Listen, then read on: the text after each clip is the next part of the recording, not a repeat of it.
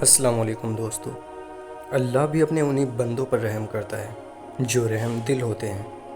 دوستو، نہ دنیا سے، نہ دولت سے، نہ گھر آباد کرنے سے تسلی دل کو ملتی ہے، خدا کو یاد کرنے سے۔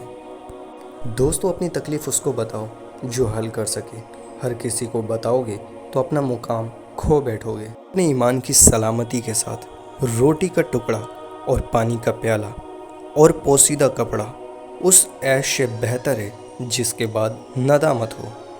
دوستو، اللہ تعالیٰ کی دی گئی ڈھیل کو اپنی چالاکیاں مت سمجھو۔ وہ جب رسی کھینچتا ہے تو انسان منہ کے بل گرتا ہے۔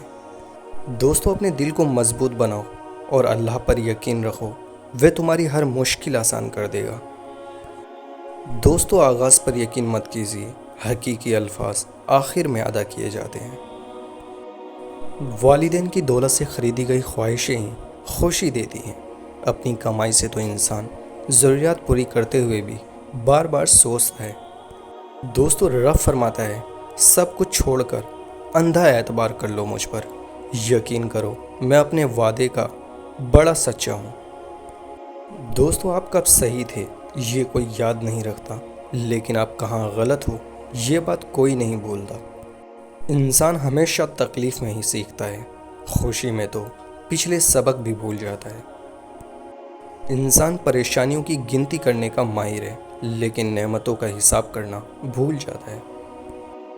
دوستو، الفاظ بھی پھولوں کی طرح ہوتے ہیں، انہیں سوچ سمجھ کر ادا کریں، ان میں سے آپ کی ظرف کی مہک آتی ہے۔ دوستو، راستہ ایک ہی تھا، حضرت موسیٰ علیہ السلام گزر گئے اور فرعون ڈوب گیا۔ یقین راستے پر نہیں، اللہ پر کرو۔